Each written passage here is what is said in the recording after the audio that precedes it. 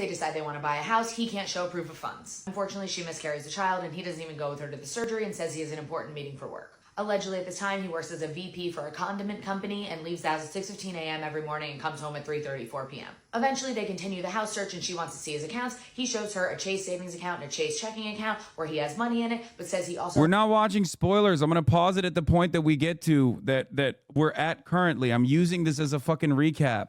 ...has money from playing arena football in a U.S. bank account and an offshore account. Next on the list of things that started giving her pause was a car. She wants this dark blue BMW with cognac interior. He doesn't end up getting it for her, but he does buy a BMW, which he says is his work car that he keeps at some random building that he says the condiment company owns. Some other sketchy stuff happens. They get married January 2021. 2 weeks later, flips his vibe. Starts acting weird, accusing her of cheating, makes this some story that her ex showed up in a Dodge Charger at their house, but she confirms it's a lie because they have a Ring camera. But he does little things to keep her around, like printing out an itinerary for a trip on her dream vacation to London with flights and all that jazz. They try to get another house, third time, with a different realtor, this girl named Amber, and basically they pause it because he can't show the proof of funds, and this woman, Amber, basically gives her like this aha moment where she's like, you can either buy the house with him or I got you if you want to do it by yourself. And she's like... And also, even before Amber, the pastor and the pastor's wife, because they go to marriage counseling, when she catches him being indecent and like sexting other women, they go to marriage counseling, which I didn't even know pastors did. And the pastor and the pastor's wife look at the situation and go, damn, like even the pastor's wife is like, yo, this dude is a bum. Okay? This dude is not good for you. So even in that circumstance, like the pastor, for the most part, like marriage counseling in the church, instead of like a licensed professional, is going to be, don't do this. Wait, what? Why? Marriage counseling in a church is obviously done for one reason, and it is to maintain the marriage, right? I suspect, I don't have data for this, but I assume that that's the major difference, like between a pastor giving you the counseling versus a therapist giving you the counseling. A therapist would most likely tell you, yeah, this is a toxic relationship. A pastor will probably be a little bit more reluctant to do so. And yet, even in this situation, the pastor's wife was like, nope, not happening. Now, obviously, some of the jokes that we made is that the guy's 6'4", so obviously a lot of red flags were avoided. Kind of, yes, but the pastor's wife was 6'6", it seems, and she was able to see through it, even though the victim in this circumstance was unable to until it was far too late. Like, by myself is probably a better idea. Tons of other small things that happen but are important. They do marriage counseling with a pastor, but she also like catches him doing Facebook Messenger with other women that he of course talks himself out of, but he moves into the guest room. She decides to pursue a new job opportunity and needs to put his social security number on the application. The one he begrudgingly gives her is basically different than the one that's on their marriage license. She looks at both. One has no records. One is completely different than what he said he did, which was live in California and have an ex-wife there. Through all this, he gets this knee injury at work, never gets it checked out. It turns into this debilitating injury where he's basically bedridden and he just brushes it off and says it's like an old football injury. One day he calls her and says the stepdaughter from his California marriage had passed away and they need to give $2,000 towards a funeral. Of course, she says yes, she's human. She does some more sleuthing and finds out basically that this California marriage actually happened in Georgia, and he basically lied about the whole story, and she was the one who divorced him and he couldn't even pay for the divorce fees. Finds the ex's phone number, ends up calling her, and basically the ex is like, if you're calling me, I know it's bad, don't believe the thing he says, everything he is a lie. They have a good conversation, she keeps most of it to herself. Continuing her sleuthing, she finds his mom's obituary where she learns two more things. One, he has another ex-wife that he never talked about, and two, the two sisters he claims to have don't exist. In the midst of this, he changes jobs. And a fake brother too. Turns out he has a twin and also another brother, and that's it. Even though, yeah, there's a twin reveal too, which was crazy. He's just sitting there slugging Powerade every day. One day, she turns on his old work phone and finds texts and confirmations that he's been seeing a sex worker. Obviously, it doesn't even surprise her at this point. One thing leads to another, where June 2021, on his birthday, she confronts him in bed where he had been peeing in those Powerade bottles, which is disgusting. They have a huge blow up. They're on the phone with family members. She kicks him out. He leaves with 2 bags of clothes. Eventually, they're texting about the divorce. She goes to file. So this is where we left it off, basically. Okay, this is where we left it off. She's at this point at part 37, trying to find him so she can serve him the divorce papers. Okay? Here. So let's start in the beginning of part 37. Part 37, who the fuck did I marry? So at this point in time, I have filed for divorce. I paid for the filing fee. I'm representing myself Locked pro se, in. and it should be an uncontested divorce. During this time, Legion had driven to Philly, lied to his family, and said I had cheated on him, that he caught me, and that the guy I cheated on him with was a law enforcement officer who used his gun to threaten him to get out the house. What is this, by the way? This is the full clip with the context if you end up responding to those clip chimps? No. Social battery wise, unless you're in retail, fucking retail, it's very different. You're out of touch with them. I'm going to die, dude. There's motherfuckers who are accountants in here and they're misunderstanding what I'm saying. A real job does not expend your social battery in the same fucking way as someone who did a sales job, a real job. Okay. I'm telling you, as someone who did both, like 9 hours of constant performance and people pleasing taps you out from social scenarios. After 9 hours of that, I could probably do fucking physical labor. It would not bother me, but I can't fucking do more social shit. That's my point. Like, there are obviously real jobs out there that are good comparisons. Service sector, people-pleasing jobs would be very similar. Those are like, I think, customer service type shit. But like if you're an accountant or if you're even like in sales, my interactions with clients was limited, way more limited than like constantly having to do this for 9 hours with like a back and forth interaction for 9 hours. That's what like sucks your social battery and you just tap out after it.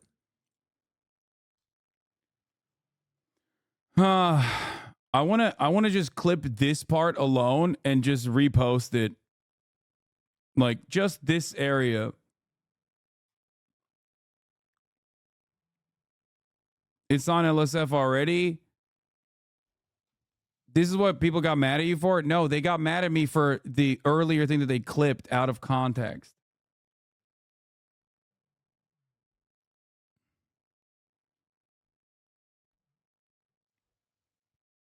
It's all over Twitter. It's on Dick Cerdo. Everyone does this shit where they like, there's an entire industry dedicated to just like ritualistically bullying and humiliating streamers. Okay. Dick Cerdo performs this role as well. Like, it's just, there's no way to reason with it either. Once you got, like once someone fucking decided the farm is open, it's open.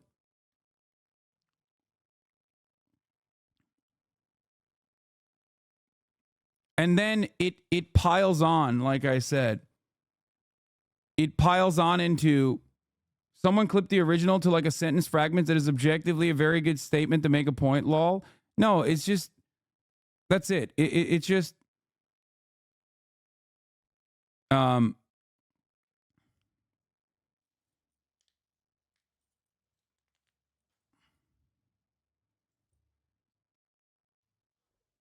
it's not on Dick Cerdo that chatter is lying. People just want to continue the drama. Oh. Anyway, let's get to service type shit. None of that was true. But like if you At some point while he was in Philly, he ran out of options in terms of where he could stay. Family members did not want him to stay with them. Apparently a lot of bridges were burned, according to the female cousin I had talked to on the phone. So he left Philly and went to Augusta. Yes, what you were hearing is correct. He drove from Georgia to Philly, stayed in Philly for about 3-4 days, left Philly, drove back to Georgia, went to Augusta. Keep in mind, if you have lost your notes at this point, he was raised in Philly and did high school in Augusta before he went to California. So he has family in Augusta. So at this point, he's on his way to Augusta to stay with a new set of people. The reason why this is important is because what I have is a divorce settlement apparently agreement. Dick Cerdo posted it and deleted it. Divorce settlement agreement has to be signed by the two of us, where we are basically telling the court, look, this is what he's keeping, this is what I'm keeping. I need his signature. Let me repeat that. I need his signature because I wanted a very quick and painless divorce, as much as it could be. So by this time, this is now around June 25th. So around June 25th, he's now in Augusta. He had left the house June 17th. So between June 17th and June 24th is the trip to Philly, then leaving Philly, coming to Augusta. My aunt and my little cousin get in the car with me, and I drive to Augusta with a rag on my head, some sweatpants, and a tank top because it's July, so it's hot. But we ride to Augusta. I had spoken to him. I had said, I just need you to sign this piece of paper. And he was like, I'll get to it when I get to it. No, no, no. We're going to get to it as quickly as possible. So that means I got to drive to Augusta, coming to Augusta. My aunt and my little cousin get in the car with me, and I drive to Augusta with a rag on my head, some sweatpants, and a tank top because it's July, so it's hot. But we ride to Augusta. I had spoken to him. I had said, I just need you to sign this piece of paper. And he was like, I'll get to it when I get to it. No, no, no. We're going to get to it as quickly as possible. So that means I got to drive to Augusta tomorrow morning at 7 o'clock. I'm going to do that because I need that signature. I ain't telling this. This was my attitude. Sure enough, went ahead, drove down there. I met him at the UPS store in Augusta. It's in the same Kroger shopping center. They had a notary there because I needed the papers to be notarized. So he pulls up. It's only been a week since I last saw him.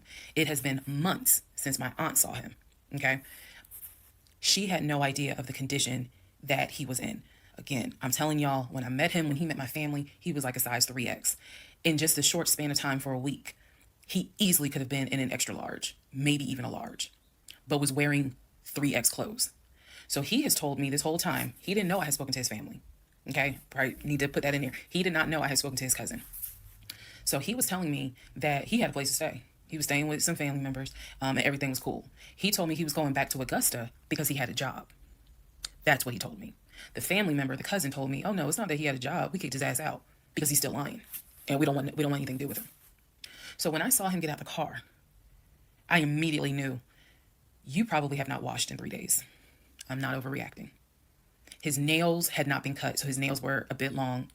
He smelled like the Chattahoochee dump on a hot summer Georgia day. He stunk so bad. And for a moment, I did not recognize the man that I was legally married to. I did not recognize him. He almost looked, what's the word? Emaciated? I may be mispronouncing it, but the way someone looks when they've lost so much weight and it's almost like your skin and bones. He looked homeless. He smelled homeless. And my heart just kind of broke. It kind of did. I'll be honest, it kind of broke. It did not break enough for me to not get that signature though. So when he walked into the UPS store, you clearly could see that some of the people were like, let me get away from him. Me, I just was like, okay, so I just need you to sign right here, and I just need you to sign right there. Okay, and then a woman named Lauren came over and notarized the papers, and then we were done because he signed the divorce agreement. He didn't even read it. The reason why I'm pointing that out is because he didn't read the part where what's left in the house now belongs to me, where he took technically what he was going to take. Everything else in that home belongs to me. Remember, I told y'all he had left all his Invicta watches. He had left all his WWE championship belts. Not the Invicta watches. Jordans, oh no. A lot of his clothes, his Cole Haans. He had left all that stuff. He never even read the divorce agreement. So he signed it. I signed it. Lauren notarized it. We leave the store, and I said, "Have you eaten?" And he was like, "Yeah, I ate. It's just my knee." So again, he's talking about the knee, but if you saw him, you would know there's way more to it than the knee. So I said to him, look, since you met me here, let me give you some money so you can get you some chicken nuggets. Yeah, that's what I said. You can get you some chicken nuggets. So I believe I gave him like $5 or $6.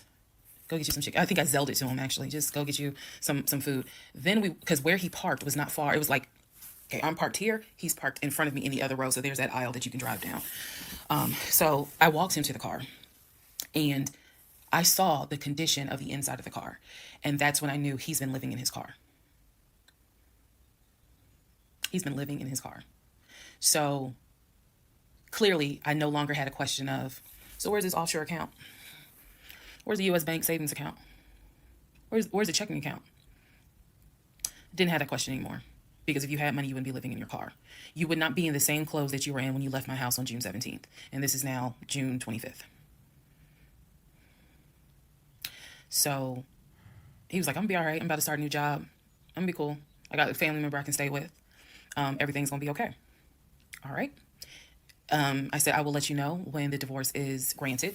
I said, I will send you a copy of the divorce decree. And he was like, okay. He said, well, how long do you think that's gonna take? I said, I'm not sure. I thought I had to wait 30 days before I could file the divorce agreement settlement form, and then the judge would grant it in 30 days. So basically, this is like June 25th. I'm looking at the end of August that it would take for the divorce to be granted, assuming there were no hiccups, assuming he didn't decide he was going to pull a fast one. So I told him, I was like, I'm going to file this. And then once we get the divorce decree, I'll send you a copy. He said, okay. He got in his car. I got in my car. I drove all the way back home and he went to wherever he went. Next part is the next series of lies that I was faced with. All right, part 38 of Who the Fuck Did I Marry? I'm going to call this housekeeping and missing pieces. So, housekeeping. First and foremost, as much as I know you all have enjoyed this series, and some of you have told me how entertaining you have found it. Finally, we're back in the car. Let's go.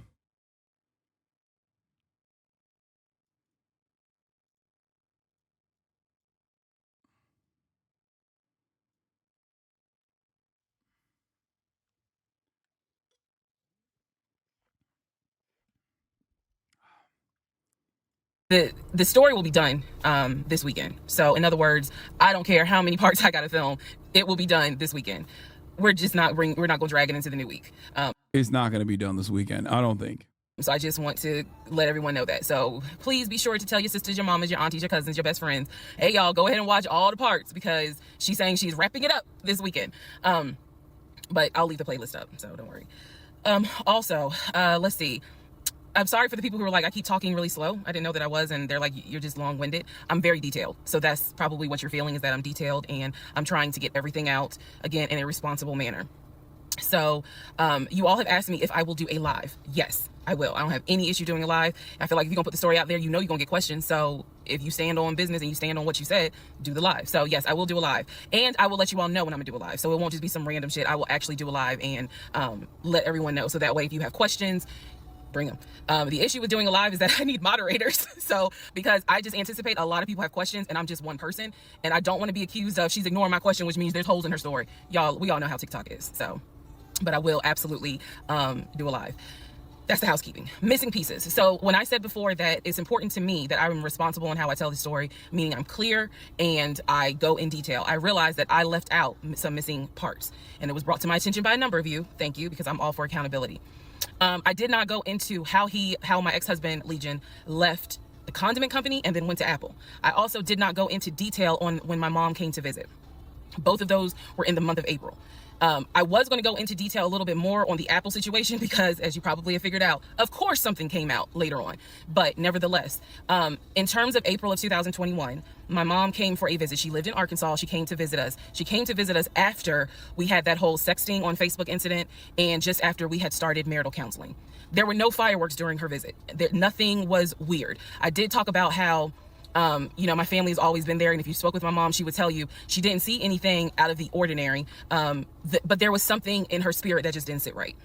She didn't talk to me about it at the time. She did not raise her concerns.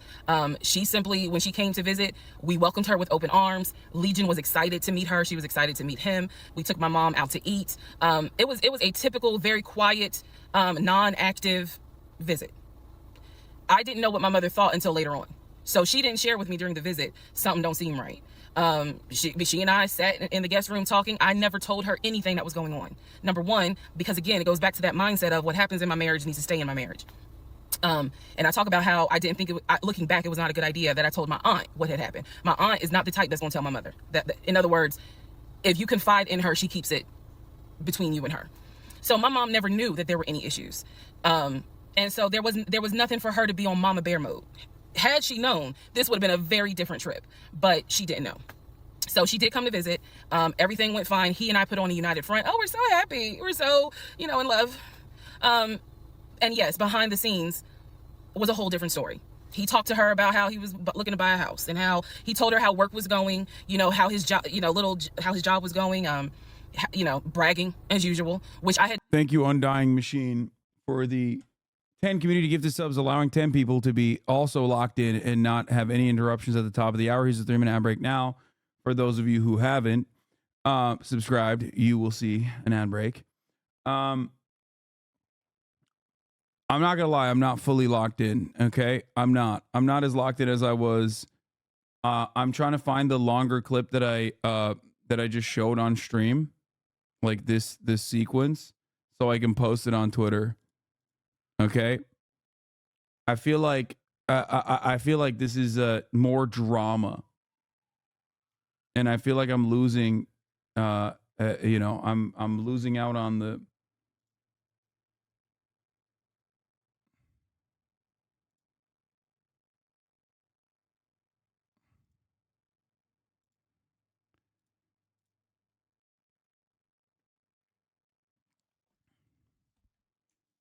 Here.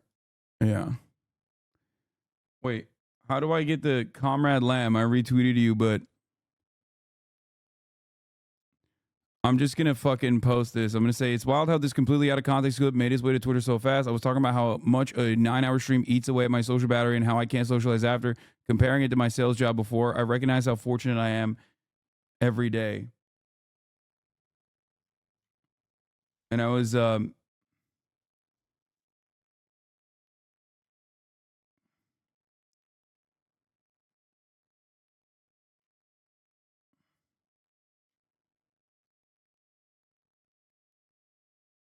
yeah.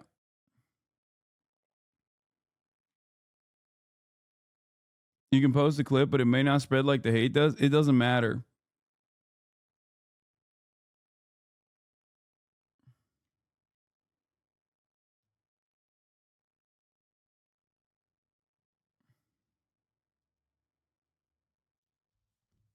You reacting to it is what they want to. Just ignore it.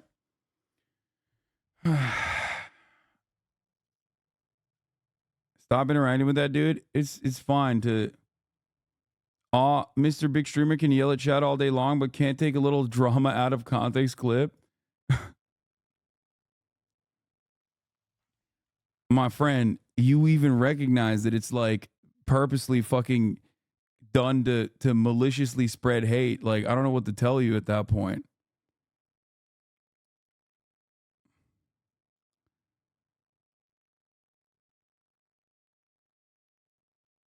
Like, you're proving the point I was trying to make. You know what I mean? Emo Hasanabi JPEG leak? No, that's I used that already in my.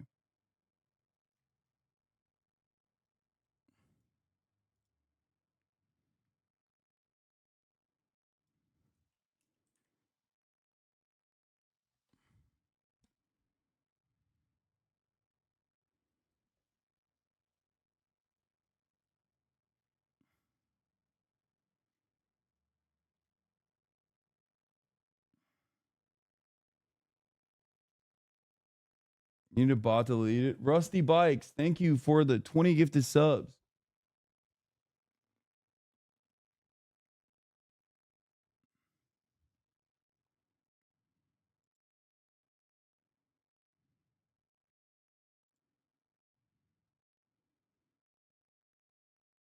Social battery wise, unless you're in retail, it's very different. You're out of touch. I'm gonna die, dude. There's motherfuckers who are accountants in here and they're misunderstanding what I'm saying. A real job does not expend your social battery in the same fucking way as someone who did a sales job, a real job. Okay. I'm telling you, as someone who did both, like 9 hours of constant performance and people pleasing taps you out from social scenarios. After 9 hours of that, I could probably do fucking physical labor. It would not bother me, but I can't fucking do more social shit. That's my point. Like, here, go blast this off. There are obviously real jobs out there that are good comparisons. Service sector, people pleasing jobs would be very similar. Those are like, I think, customer service type shit. But like, if you're an accountant or if you're even like in sales, my interactions with clients was limited, way more limited than like constantly having to do this for 9 hours with like a back and forth interaction for 9 hours. That's what like go retweet it and like it. Your social battery and you just tap out after it. Yeah, think about it this way. Like, you give presentations for your job, right? Imagine giving a presentation for 9 hours straight. It's like, after a while, you would be like, I don't want to talk ever again.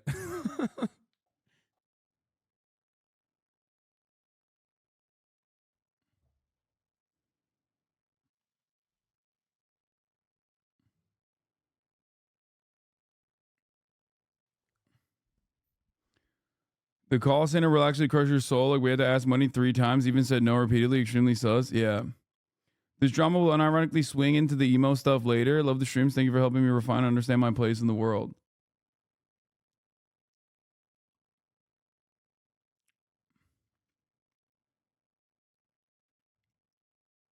Pass. It was a bad take. Let's just move on. Because imagine a soul crushing job and then you still don't have money to take care of your family. Yeah, I famously say work is not soul crushing.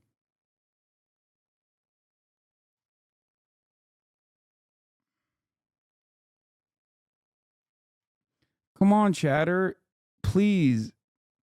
I never said anything about money. I'm simply comparing different types of jobs to different types of jobs and like how they can be fucking shitty in different ways. I don't understand. This is why people stop watching. No, man. It's not because of hater content that people stop watching. Your chat is not even on your side. What the fuck? The real reason why people stop watching is because shit like this pops, dude. It bangs. It bangs on Twitter. It's like, and new people that would normally filter in here are immediately fucking negatively polarized against me. That's it.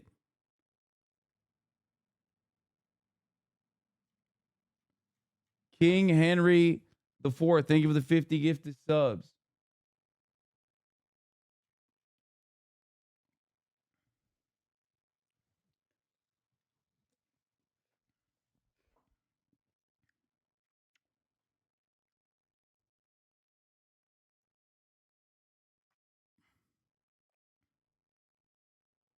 You're not going to convince normal people that streaming is difficult whatsoever. You will look even more out of touch and people will pile on even more. I know.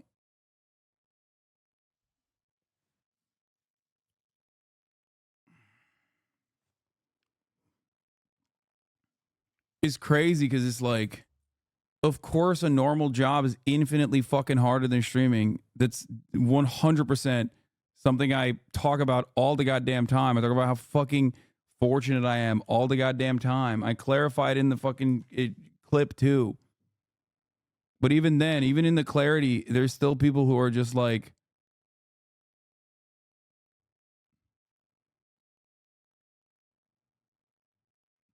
people who are still going, no, I don't believe it. I don't agree with you. In this chat, even.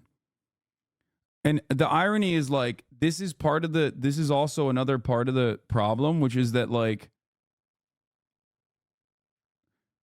the thing that every single person hates is the guy who misconstrues the point, right? Everyone, this is like beyond politics. Everybody absolutely fucking despises the guy who goes, oh, I guess you hate waffles, buddy. And yet, that's what like 95% of what I do is nowadays. Is just like having to deal with people who are constantly going, oh, you said you like pancakes? I guess you fucking hate waffles. Fuck you. Why do you fucking hate waffles? I hate you. I love waffles. And you said you fucking hate waffles.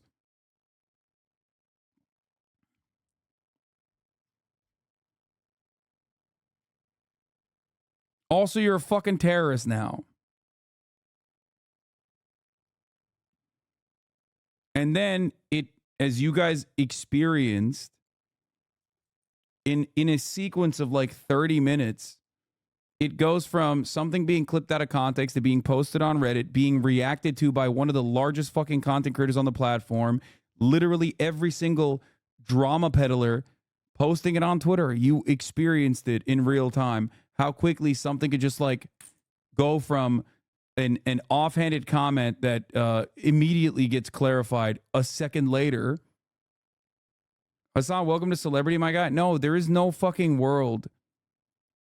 There is no world, and this is celebrity. That's not how this works at all.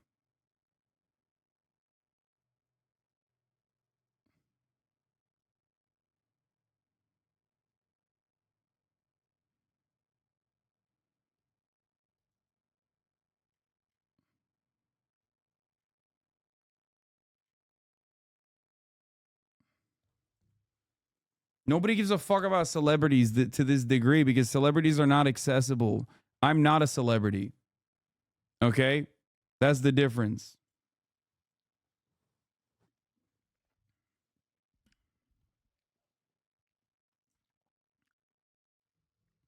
I can't believe I have to sit here and be like, hey man, maybe what you just experienced over the past like hour in front of your own eyes is not good and or healthy, and that it's just like a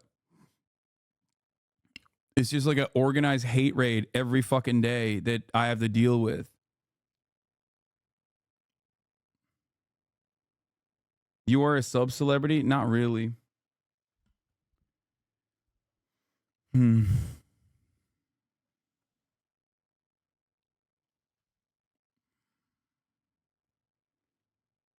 And it very quickly spawns into like real world issues for myself and my family.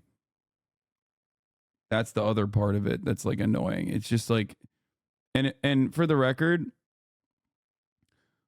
it doesn't even matter. This happens to everyone and anyone. It happens to normal people as well. It happens to like people who randomly go viral.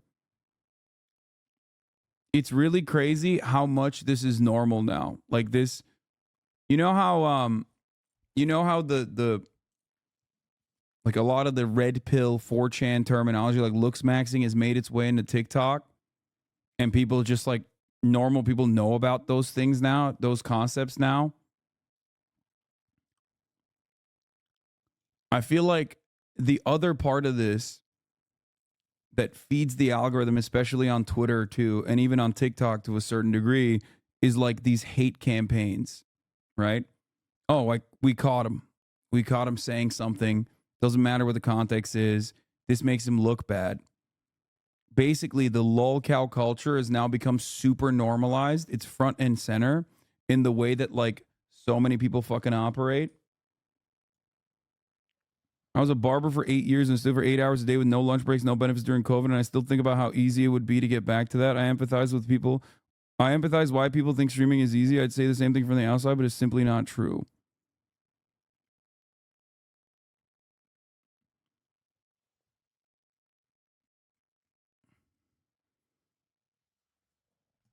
Yeah.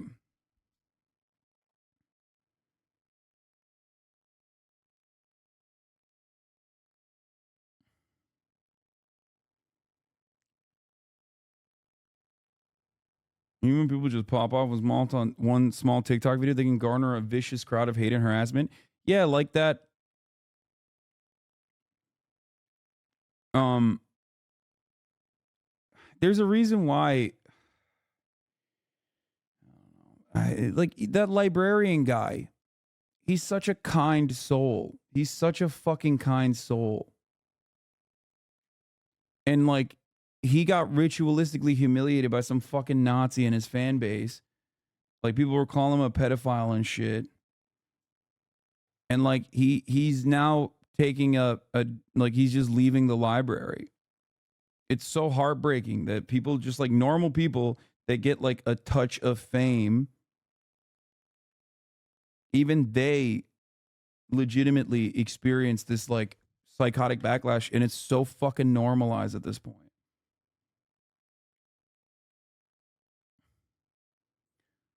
It's such a wild thing to say because it basically is the same principle as trying to act like I am anti-trans. You know what I mean? It's like one, if there are a couple things that I advocate for every fucking day, it's like workers' rights. You know what I mean? It's trans rights.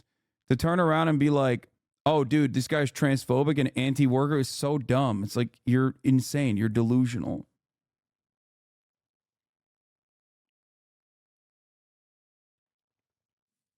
Anyway. Mm.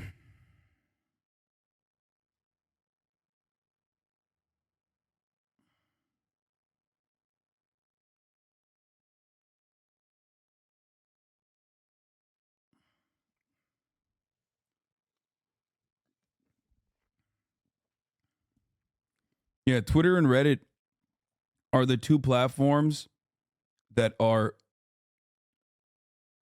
genuinely fucked up.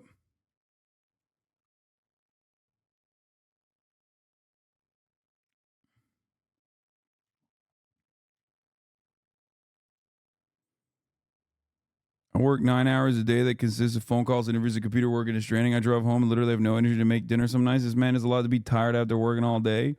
Yeah, but it doesn't matter because, like, I don't think people consider that work. That's it. Like, that's the whole. And the entire YouTube commentary industry. No, there's still plenty of great commentary people on YouTube. Yeah, immediately pussy in bio.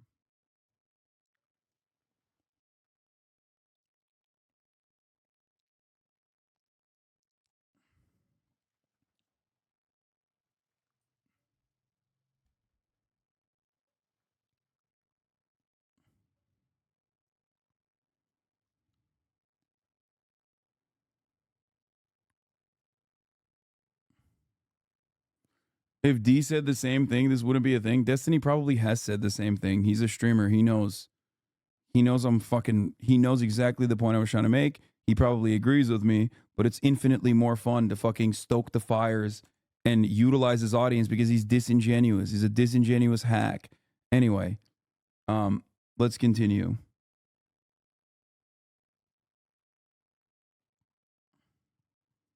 Let's do this. I did tell my mom, look, he's going to talk about himself and money a lot. So just change the subject. If he brings up a house, change the subject. That was my instructions to her because I was like, I don't even want to get into the whole house situation. So other than that, uneventful. Now, once my mom left, this is still in April, everything was fine with him at the condiment company. As far as I knew, everything was fine. What ended up happening is he randomly came home one day and starts complaining about changes that are going on at the company. When he started complaining about those changes, it was things like, keep in mind, he is not VP of the company. He was VP of, I keep getting it wrong, but I think it was VP of production is what the memo says. So he was not the second in command for the company. He was upset that he was being blamed for production stats, that the production was down. He was upset that his plant manager apparently had resigned. He was upset that some of the policy changes that were coming into play that would affect his plant. These are the things that he was coming home and complaining about. Literally. He would complain. He started complaining Monday. By Friday, he said, you know what, if they continue doing this, then I just need to find another job. He was like, I think I'm gonna call my homeboy that I work with at Apple and I'm gonna see, you know, what they have available. Yes, there were red flags going up. Of course there were.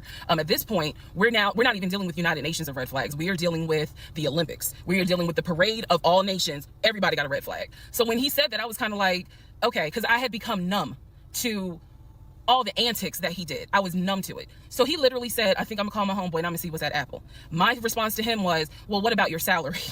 Would you take a pay cut? He was like, no, I'm not gonna take a pay cut. Like, I wouldn't leave unless it's gonna be the same amount or more money. Y'all, the next week, last week of April, I'm at work, minding my own business. He calls me and tells me, I've decided to resign. You what? I've decided to resign. Don't worry. Don't get all crazy. I had talked to my homeboy. There is a position at Apple, and I'm on my way there now to go and meet him so that I can get some information on the position. Resign from Big We're Mustard. married. So what I said to him was, well, will you get all this in writing? His words to me were, of course I'm gonna get it in writing. I'm not stupid. You know what? I don't even want to talk to you no more. Click. That's the end of April. So that is how I was introduced to this Apple job. Again, if you stick with the series, you will find out exactly what happened. But that's how I was introduced to the Apple job. It literally was in a span of within 2 weeks. And he resigned from the condiment company and immediately said, I'm going to move over to Apple. Just wanted to clarify that. So, oh my God, we're chat. I know we had some drama and shit, but right now we're gonna move on to I'm gonna have to put a pause on this, or rather, wait, where are they? They're not here though. I don't think. Are they here? No, no, no, no. Johnny and Jake are here,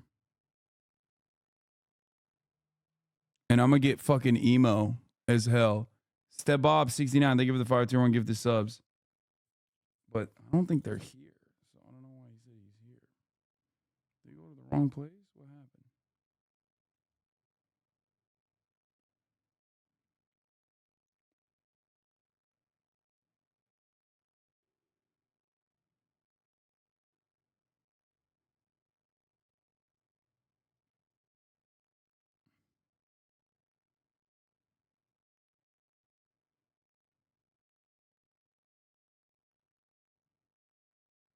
Oh.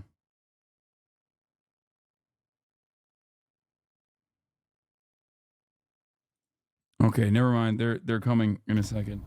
We will continue on. Part 39, who the fuck did I marry? Everything you're going to hear, probably in this part and the next part, all of this happens in the month of July, 2021. Divorce has been filed. It was filed the end of June. I got his signature on the divorce settlement agreement. I thought that I had to wait 30 days before I could actually file that with the court. And so this is kind of in the limbo period because I'm still within those 30 days. So he left a book bag at the house, book bag that had all kind of paperwork in there. Inside the book bag, this is the paperwork that I found. Number one, I found a packet from the condiment company where it showed his 401k contributions. It also stated in there that he had been terminated. So he was terminated from the condiment company according to the paperwork in the packet that I saw in the book bag that he left at my house. Also in the book bag were paycheck stubs from a previous job where he worked at a cemetery. The same cemetery that he took me to show me where his grandmother and grandfather were buried. So let's go ahead. I'll do this video and say, this is what he told me. This is what I confirmed. He told me his grandmother and grandfather were buried there. He showed me a headstone with a family name on it. If you go back in previous parts, I talk about it. The truth is they are not buried there. He is of no relation to the people who are buried at that particular gravesite. Only reason why he knew about it is because he had worked there. Also in the book bag, it was a copy of a driver's license that he had. The address on the driver's license, now this I still don't have an answer to, but the address... I called it. I mean, I knew the gravestone was going to be fucking fake. It was obvious, but... I mean, it's just like a wild thing to lie about. So many of the things he lied about are just so irrelevant. It genuinely makes me, like... It genuinely breaks my brain. Like, it doesn't make any sense to lie about these things at all.